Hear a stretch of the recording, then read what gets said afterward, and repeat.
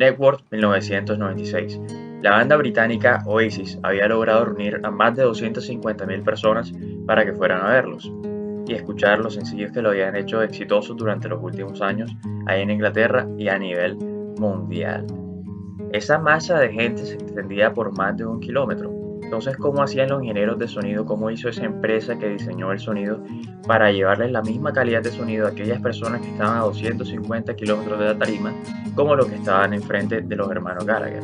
¿Cómo hacían eso? Ellos pusieron unos amplificadores muy potentes que tenían la capacidad de superar el umbral de dolor humano en cuanto a la audición, que son 120 decibeles. Tenía mayor parecido el sonido de esos amplificadores al del motor de un avión que al de un amplificador común y corriente. Pero, ¿qué es eso de los decibeles? ¿Qué es esa escala? ¿Qué es el umbral de dolor del sonido? ¿Cómo hacen los ingenieros para diseñar, digamos, que estas ondas de sonido que no se refracten o se pierdan con el viento o se dispersen y que todo el mundo goce de una calidad muy buena de su sonido? Vamos a tratar de responder esas preguntas con la clase del día de hoy. Hoy vamos a continuar con la mecánica de ondas. Vamos a enfocarnos un poco más en la parte de sonido y en lo que son las ondas estacionarias. Así que empecemos. Las ondas sonoras son ondas mecánicas longitudinales. Por ser ondas mecánicas, sabemos que son un tipo de onda que necesita un medio para poder propagarse. El sonido típicamente, o como experimentamos nosotros, se propaga a través del aire. Y en cuanto a lo de longitudinal, recordemos que las ondas longitudinales son aquellas en las que los desplazamientos de su partícula, todos esos movimientos, son paralelos a la dirección de propagación de la velocidad de esta onda. Analizando un poco este gráfico que está acá, habíamos visto en contraparte un poco a lo que es la onda en una cuerda, cómo viaja a través de un cilindro que tiene aire en su interior. Cuando yo desplazo este pistón, el movimiento de las partículas, como sucede típicamente en una cuerda, no es hacia arriba y hacia abajo, sino que se va a mover hacia la derecha y hacia la izquierda. Y si yo comienzo a hacer ese movimiento, digamos que periódico, con un movimiento armónico simple o cualquier otro tipo de movimiento, se me van a generar zonas de baja presión y zonas de alta presión. Esas zonas de baja presión vamos a llamarlas como enrarecimientos y las zonas de alta presión vamos a conocerlas como compresiones. En esas compresiones es donde tenemos presiones más altas, ya que las partículas están un poco más juntas, y en los enrarecimientos es donde la presión es más baja, ya que las partículas están, digamos que un poco más disueltas. También la densidad de ese aire me va a cambiar a lo largo de ese tubo que contiene aire en su interior. Esas zonas de baja presión y de alta presión están distanciadas por longitudes de onda, que está representada por la letra lambda, como habíamos visto en los videos anteriores. Si ese movimiento comienza a ser repetitivo, tal vez un movimiento armónico simple como les estaba comentando, podemos entonces representar la ecuación de una onda longitudinal que se repite ese movimiento a lo largo del tiempo. S me representa el desplazamiento, donde está esa partícula a lo largo del tiempo, S de x de t, y me depende de los siguientes factores. S, que es el análogo de la amplitud, coseno de k, que es el número de onda, por x, que es la posición, menos omega t. Recordemos que omega era esa frecuencia angular. Esta ecuación es igualita a la ecuación normal de onda, simplemente que se ha cambiado la notación de la amplitud, que ahora la tenemos por S max, ya que el desplazamiento ahora es sobre el eje X, y también hemos cambiado aquí Y, la hemos cambiado por S, ya que el desplazamiento ahora también va a ser distinto. Aquí pongo el ejemplo de una violinista que está ejecutando su instrumento, tiene una fuente de sonido y ese sonido se propaga a lo largo de todo el aire, de todo un espacio en 3 dimensiones y comienza a viajar. Recordemos que el sonido o la onda de sonido depende esencialmente de su rapidez del medio, que en este caso va a ser el aire. Se forman unos frentes de onda que están separados por unas longitudes de onda llamadas lambda, como ya les estaba comentando. La velocidad de propagación me depende siempre a mí de este producto, que es lambda por la frecuencia. Este producto también habíamos comentado que siempre se va a conservar a menos que nosotros cambiemos el medio. Esencialmente la velocidad de propagación de una onda me depende del medio, si estamos hablando de una onda mecánica. Pero no todas las ondas sonoras nosotros podemos escucharlas. Existe una clasificación dependiendo de la frecuencia en la que estas ondas son transmitidas. Vamos a analizarlas un poco. Primero tenemos las ondas sonoras que están dentro de la gama audible, las ondas audibles. Se encuentran dentro de un rango de 20 Hz y 20.000 Hz.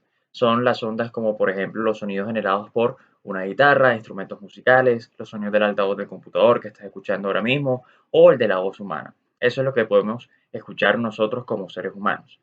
Pero después están otro tipo de ondas que nosotros no podemos ni siquiera percibir, que son las ondas infrasónicas, que son aquellas que tienen frecuencias más bajas de 20 Hz.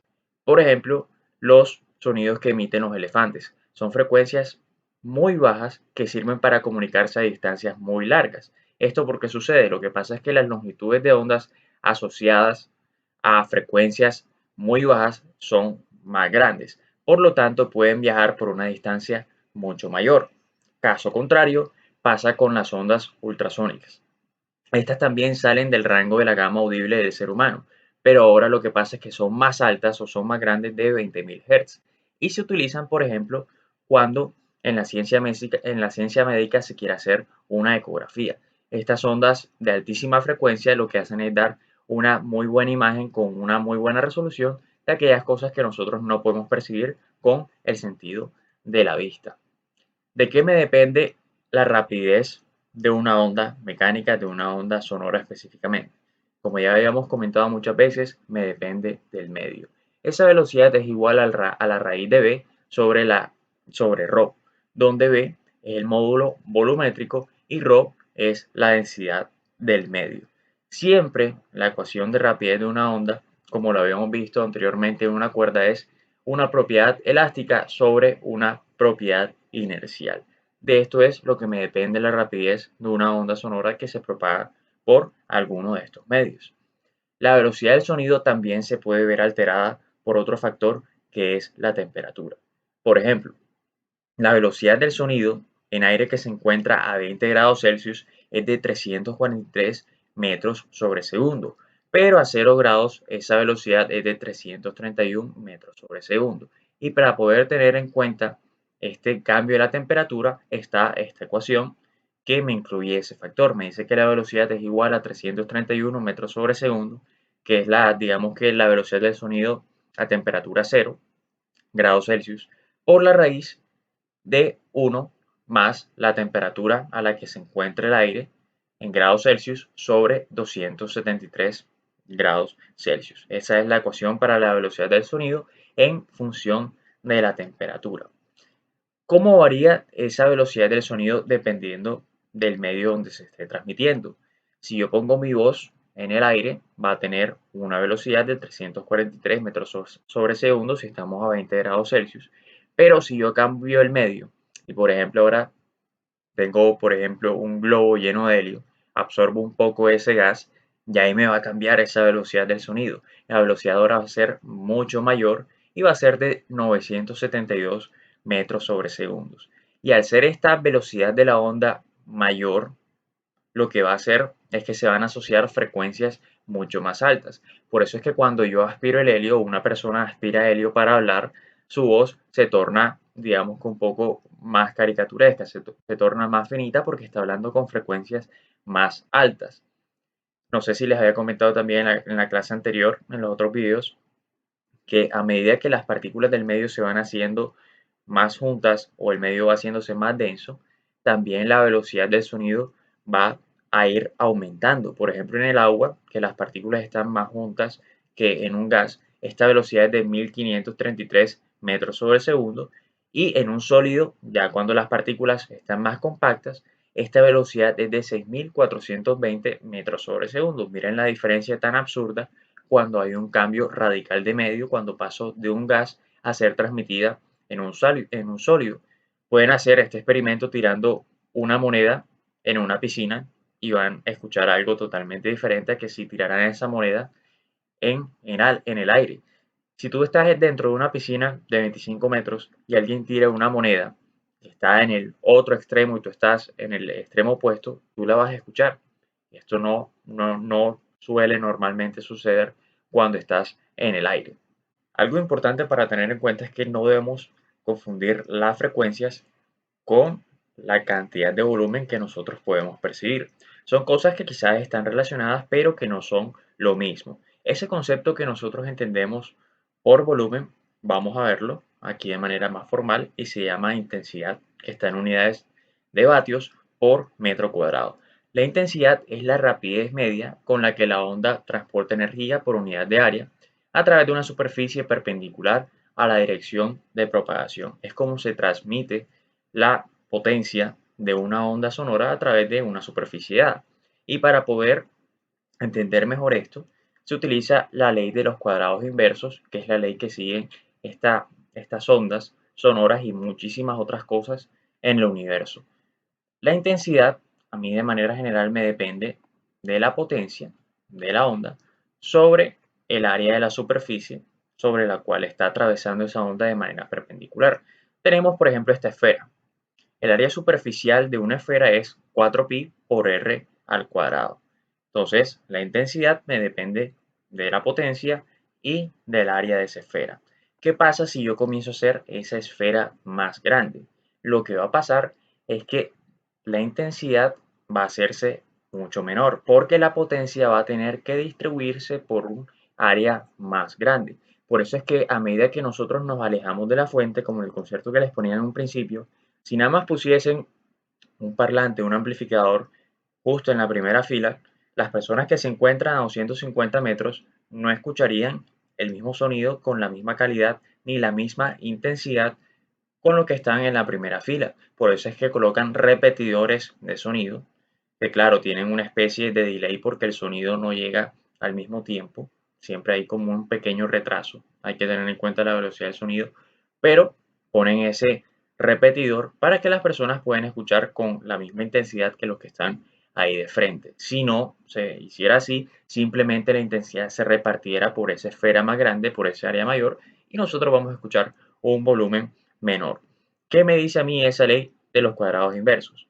Que la intensidad es inversamente proporcional a el radio, al cuadrado del radio. O sea que si yo me alejo un poco de esa fuente que está generando un sonido, ese poco va a hacer que la intensidad decrezca al cuadrado.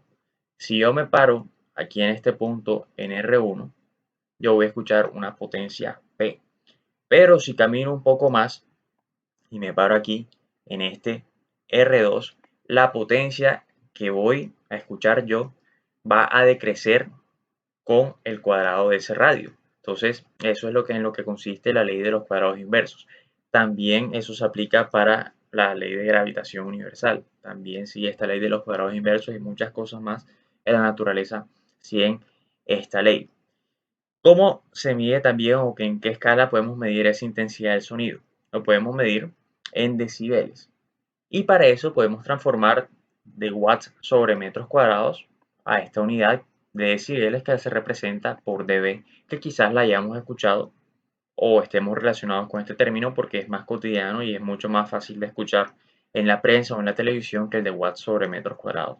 Entonces, para hacer la conversión de watts sobre metros cuadrados, uno lo que hace es B, que es el nivel de sonido en decibeles, es igual a 10 logaritmo de la intensidad que nosotros queremos convertir en watts sobre metro cuadrado sobre una intensidad de referencia que es el umbral de la audición, que es lo mínimo que nosotros podemos escuchar en decibeles, perdón, en watts sobre metros cuadrados, que es 1 por 10 a la menos 12 watts sobre metros cuadrados. Veamos ahora este gráfico que me relaciona el nivel sonoro en decibeles con la frecuencia en hertz. Habíamos dicho que nivel sonoro o intensidad es un concepto independiente de la frecuencia. Sin embargo, estos pueden llegar a estar un poco relacionados. Por ejemplo, ¿cómo así? Cuando escuchamos frecuencias muy bajas, estas frecuencias para lograr hacer percibidas, estas que se encuentran muy cerca del límite bajo de la gama audible humana, necesitan un nivel sonoro muy alto para que nosotros las podamos escuchar. Sigamos viendo algunos de los ejemplos que están por acá. El primero que me llama la atención a mí es el del concierto de rock, que está justo en el umbral de dolor del ser humano, alcanza los 120 decibeles o un poco más, y se escuchan frecuencias que van dentro de todo el rango de la gama audible y hasta un poco más o un poco más abajo de estas frecuencias.